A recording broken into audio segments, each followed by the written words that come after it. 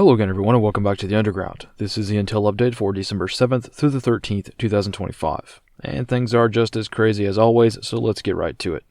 Overall, the past few weeks have been more kinetic than usual for this time of year in a few different ways. First up, here in the homeland, violent attacks continue as before, and most of these attacks have not garnered much media attention despite how serious they are. Overseas, vandalism incidents and desecration acts continue at churches and Christmas markets around Europe, so that's definitely been a concern. In the political realm, there have also been a few coup attempts over the past few days to be aware of. A rogue colonel in the nation of Benin attempted to overthrow the government, only to fall to the classic blunder of forgetting this step where he actually overthrows the government. So that attempt kind of fizzled out a bit.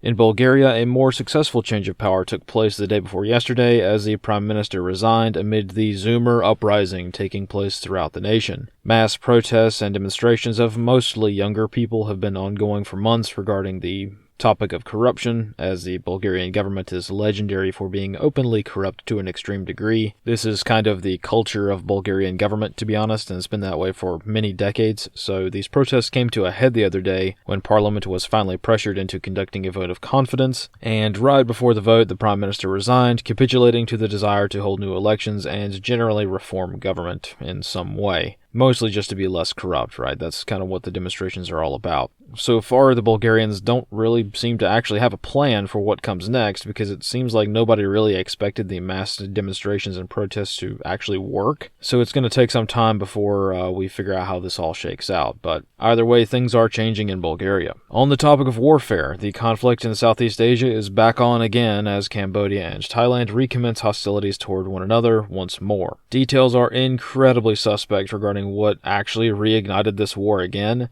because both sides are legendary for openly lying about pretty much everything. But it looks like Thailand is the one who started hostilities, at least when it comes to dropping actual munitions, although Thai sources claim that they started the fight because Cambodia moved some troops into the sort of neutral zone, kind of demilitarized zone along the border region that both sides have been fighting about for a few decades now. Some sources claim this isn't true, that Thailand just started the war unprovoked. I very highly doubt that. Both sides, whenever they do anything, usually it's because they're both moving towards a general state of unrest with each other, so usually when it comes to Thailand and Cambodia, both sides are at fault in some way. It's really hard to say, though, in this case, so don't really want to pick sides as to who's to blame for starting the fight. It's a very complicated fight, and most of the fighting has taken the form of the classic Third World Warfare tactics, mostly in terms of extremely intense bombing and rocket attacks, which result in almost zero casualties.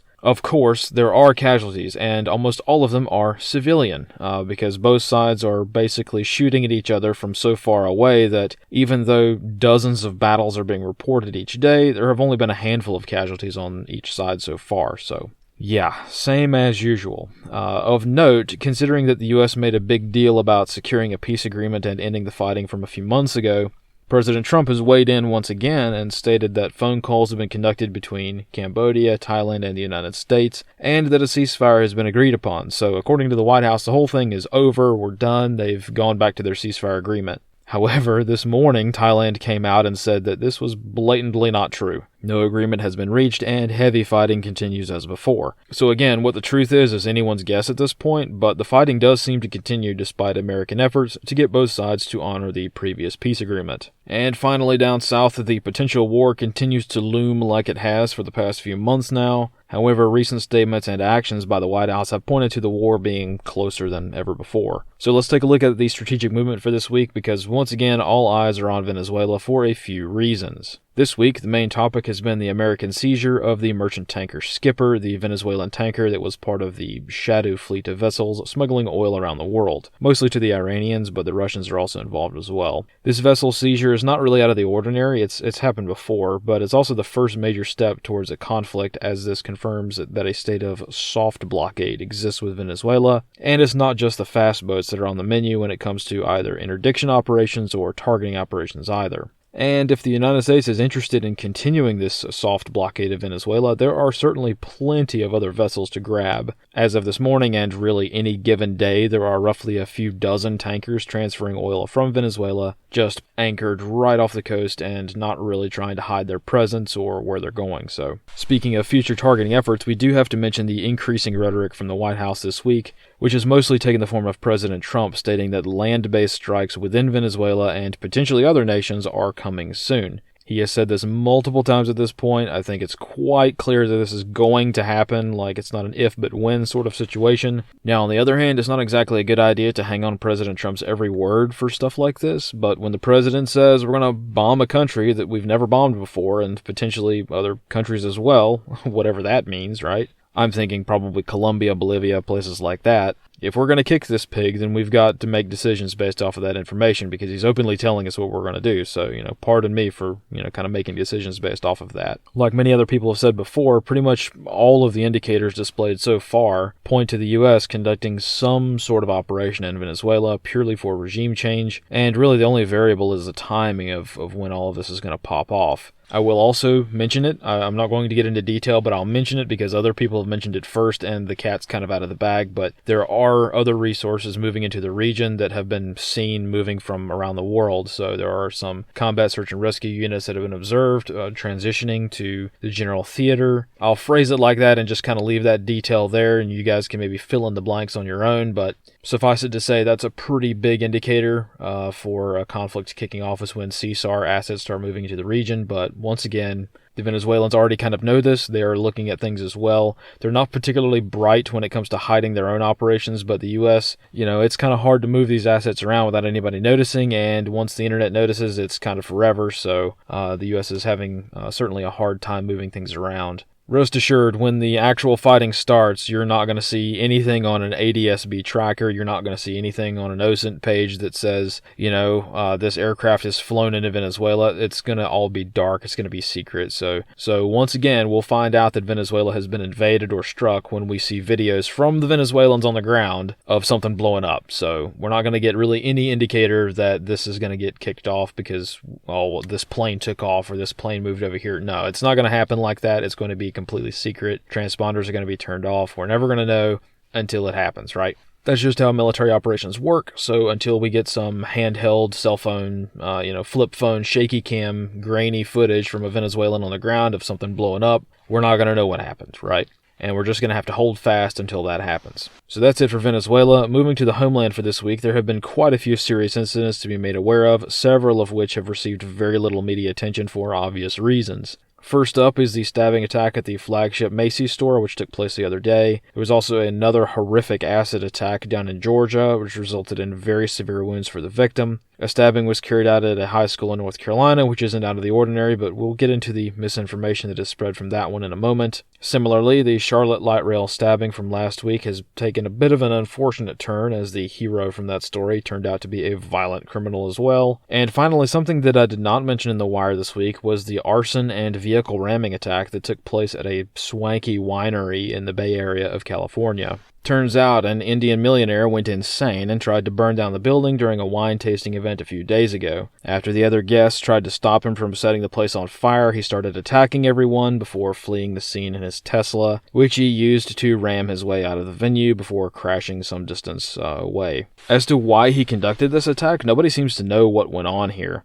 Could be that he was simply drunk and became belligerent. It's a pretty common thing that happens at these sorts of parties, but there are some other theories circulating that maybe there was more of a financial aspect to all of this. I don't know. There aren't a whole lot of details on this, but I wanted to mention it because we don't often see millionaires conducting arson attacks at super nice venues.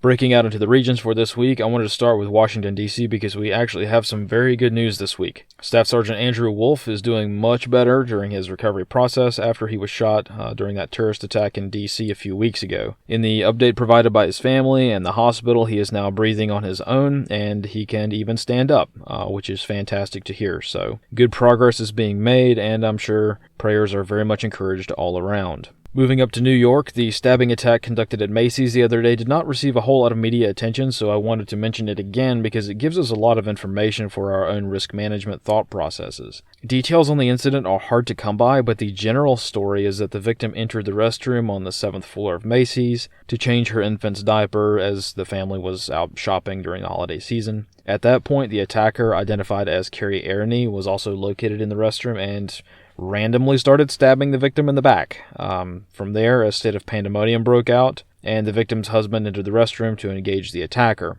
At this point, the stories diverge somewhat. Some sources still say that the attacker was kind of pinned down and held there until authorities arrived. Others state that she was able to actually escape and get away before being detained by security. So those details have yet to be ironed out right now. But regarding the motive for the attack, right now it looks like they're going for an insanity defense. All of the mainstream media articles that have mentioned this case have stated that the attacker was released from a psych ward on the morning of the attack and that the voices in her head told her to do it, because of course they did.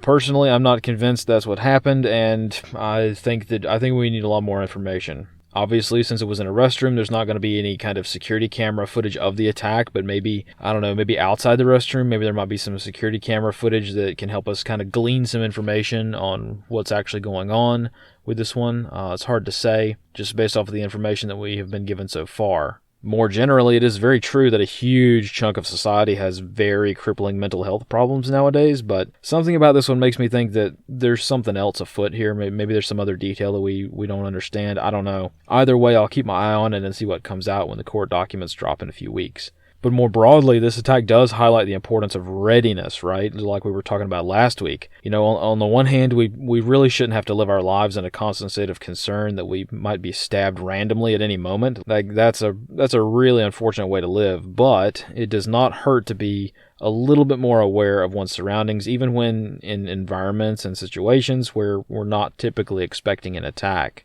In this case, I can't blame the victim at all, nor can I say she did anything wrong. I mean, this was truly a random attempted murder that just came completely out of nowhere. So from a planning perspective, this is one of those things that you can't really plan for at all, and when it comes to managing the risk of something like this, really the only thing that can be done is, one, to be prepared to fight, and to carry medical supplies to mitigate the aftermath of a stabbing like this. So generally we try to be a little bit more proactive, right, to stop attacks before they occur, but in situations like this where somebody just randomly goes insane, in most cases, the most that you can do is just be reactionary. But yeah, it's just a rough situation all around, but that's why we prepare, right? We want to mitigate the things that we can't explicitly prepare for sometimes, so that's probably the key takeaway from this incident. Moving over to the Midwestern region, out in Illinois this week, a bit of controversy has erupted following an ICE raid that took place on the outskirts of Chicago a few days ago. This was a fairly standard ICE raid targeting a low-level TDA commander or shot caller for the area, but the reason for the controversy is that this raid was leaked ahead of time. So when ICE agents showed up to arrest this guy, somehow demonstrators knew that ICE was going to be in the general area. They didn't know that this guy was specifically sought, but they knew what block that ICE was going to, so they were already there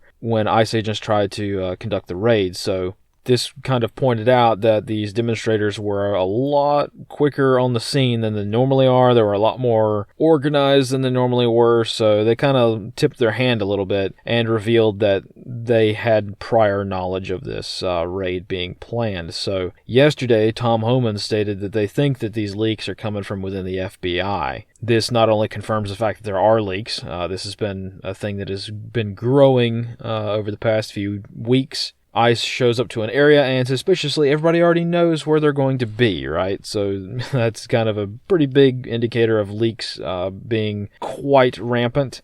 But now officially Tom Homan has pointed the finger at the FBI, which honestly sounds about right. But either way, this interagency fighting has become a lot more public over the past few days, it's kind of complicated this whole immigration situation somewhat, but again, not surprising in the slightest considering how the FBI runs things, but still something to be aware of. Moving down to North Carolina, there are 2 incidents of note that have been subject to extreme media manipulation this week. First up is an update to the Blue Line stabbing incident in Charlotte from a couple of weeks ago. So right after this stabbing attack came to light and the names of the individuals involved became publicized, the main victim in this case, the guy who was stabbed quite severely, Kenyon Dobby, he was lauded as a hero for stopping the attack because, he intervened, stopped the illegal immigrant from Honduras from bothering and harassing people on the train there, and in the process got stabbed himself. So as you might expect, the local media put him up on a pedestal and tried to say he's a hero, good Samaritan, all that kind of stuff, but it turns out the situation is a little bit more complicated because after he conducted these media interviews and his face was on television, he was promptly arrested as soon as he was cleared from the hospital because he had active warrants out for his arrest. And they weren't just any warrants. He was actually wanted on many counts for beating his pregnant girlfriend so severely that she was put in the ICU with skull fractures. So this one's a little bit of a wash, it seems, but the other incident that occurred this week, which was worthy of coverage because of the media manipulation on it, is the stabbing attack that took place at Forsyth High School, which was a pretty standard high school bathroom stabbing. These things have become quite common in many areas. In some places, it's just a daily occurrence, but this one was kind of interesting because in this case, the attacker was identified as Cameron Graham, and he attempted to stab another student to death over a marijuana or THC vape pen in a restroom at the school. So again, very common kind of dispute in public schools these days. But in the ensuing fray, the attacker himself was stabbed by his own knife and he bled out in the bathrooms. So this is important to remember because all of the media reports have tried to paint this guy as the victim. They've actually used that word quite a bit, victim, right? When in reality, he accidentally stabbed himself while he was trying to murder somebody else. This whole argument of, oh, he was such a sweet but troubled boy that the media is trying to portray, yeah, that's just not true, right? That act is not going to cut it. You don't get to call yourself a victim if you try to murder somebody and you are so stupid that you end up stabbing yourself. In classic fashion, the media is also using very, very young school photos of the attacker, trying to make him seem like he's just this innocent victim in all of this, when in reality he was the aggressor. So when you Google this guy's name and you look at all the local news media reports, remember, he started it. He tried to stab somebody to death and he ended up getting killed in the process. So something else to be aware of is that local authorities have decided to not file any charges in this case because obviously the kid he was tried to murder turned the knife back around on him, and the local authorities are just basically calling this one even, I suppose. But that doesn't seem to matter too much because the family of the attacker, right? The family of the attacker has announced that they're going to be suing the other kids involved in the fight because of course they are. So fairly standard, right? Their kid tries to murder somebody in the bathroom but gets killed in the process, and they're launching a lawsuit over that. So this is completely unsurprising. We all know how this goes, but it's just something to be aware of. So moving down to Georgia for just a brief moment, I wanted to touch on the acid attack that took place in Forsyth Park in Savannah a couple of days ago. At the moment, I don't have hardly any information on this at all, so I expect to have a lot more details on Monday. But right now, the short overview of the story is that a woman was walking down the street after work trying to go home for the day. Random black guy comes up behind her and pours acid on her. She gets very horrifically burned over a good chunk of her head and torso area. And the black guy gets away. Local authorities put out a very blurry and low-resolution photograph of the suspect, or who they think the suspect is, but in classic fashion, that's basically all they've put out. So the authorities are not exactly interested in finding this guy, it seems, which is pretty standard for Georgia. We all know how it goes. It's infuriating. I get it. But this is just a continuation of the same kinds of attacks that have been taking place over the past few, honestly, decades. But anyway, the guy's still on the loose. Hopefully, maybe we can pressure the Savannah police authorities to release some more information about this guy, maybe get a slightly higher resolution photo of him. He was clearly captured on security cameras. He was clearly walking down the street in the security camera, so he presumably walked into another camera that maybe got him a little bit more clearly. I don't know. He's wearing a Bugs Bunny hoodie is what it looks like in this very poor quality photo, so that's something to go off of, right? It would be very easy to spot somebody like that walking from one camera footprint to another field of view, so either way, hopefully we can get some more clarity on this because this kind of thing is just unacceptable, and we've got to be a little bit more vigilant with stuff like this. So I expect to have more information on Monday. Hopefully we can catch this guy and stop these kinds of attacks from happening, but it's going to take one at a time, right? Because this is a very gargantuan task for many different reasons. And speaking of other significant efforts, let's move over to Western Europe for today and to talk about the various vandalism incidents that continue to be reported at Christmas events and markets around Europe. I have put all of these on the tracking maps, so for those of you who want to use my ArcGIS maps, of course the links are in the description of every video. I update these maps. It's a gargantuan effort, but I do it because I think it's important. And this time of year, unfortunately, we have a lot of attacks that take place at Christmas-type events or churches in general. So in the United Kingdom, a World War I memorial tree, which was decorated for Christmas, was cut down with a chainsaw. And as of this morning, I saw that at least one suspect has been arrested in that case, and one other suspect, so a total of 2 people are being investigated for this crime. So the names and the photos of these suspects have not been released, which is highly interesting. Usually in the UK, when they don't release the name or the photo of the suspect that's been arrested, we tend to have a pretty good idea of who did it. But either way, we're just going to have to wait and see. But either way, they've stated that the suspect is a 26-year-old male who is suspected of cutting down that tree. So once again, we'll follow up once we have a picture of the guy, but may or may not happen anytime soon. We'll have to see. Over in Germany, there have been several incidents this week. A living nativity scene was desecrated, and 2 donkeys named Max and Lily were abused by their attackers in Erbach. Max and Lily are doing okay now. They've been removed back to their farm to recover from the attack, but this was a pretty kinetic event because the attackers, not only did they destroy parts of the nativity and hurt the animals, but they also broke into the church just a short distance to the north of the Christmas market. And they caused a bunch of damage there as well, desecrated the place, and just caused general mayhem, right? No description of the attackers, but again, I think it's probably the usual suspects at this point. With regards to these 2 cases, both the United Kingdom Christmas tree cutting and the Erbach attack in Germany, in both of these cases, the vandalism, the desecration acts, these were not just random events. The attackers did not just show up, cause damage, and leave. They were actually on scene for quite a while and had been causing problems throughout the day of the attacks. So from a threat detection perspective, these could have been stopped ahead of time. Like, it was very easy to stop these sorts of things. The attackers showed up, started acting foolishly, started tampering with things and messing around with stuff, and nobody called them on it, so they escalated it, right? That's exactly what happened in both of these cases. So it would have been very easy to arrest these guys beforehand and, stop these actions from taking place. And interestingly, no surveillance footage has been provided of any of these attacks, even though they took place right in the most heavily populated parts of a town square. So very, very interesting. Very, very interesting indeed. More generally, throughout Europe at large, if we're not talking specific acts of vandalism and specific attacks and property damage, there have been a lot of pro-Palestine events. So the pro-Palestine activists are not really doing themselves any favors this season because they've taken to targeting Christianity first and foremost. But we all know how that goes, I guess. So Christmas markets in Brussels have been hit with graffiti, and mass protests have been conducted pretty much all over the continent. Mostly in Austria was probably the biggest one, because Austria has a very, very legendary Christmas market in Vienna. Very big arrangement there in Vienna. They love Christmas markets there, and on the day of the opening of that, the Palestinians decided to protest it. So kind of interesting. I think they're tipping their hand a little bit with that to show that it's not really so much about the Palestinian movement as it is about Islamic domination of a Christmas event. Because even in Palestine, even in Gaza, there are a lot of Christmas celebrations because there's a pretty good sizable Christian community there. So interesting that these things are happening in Europe, but either way, there's no real way to sugarcoat this sort of thing. It's going to continue to happen throughout the Christmas season, and really, this is not really a political thing so much as it is a domination thing. It's really an attempt to dominate and harass Christians during their main holiday season throughout Europe, and that's just kind of the way that it is.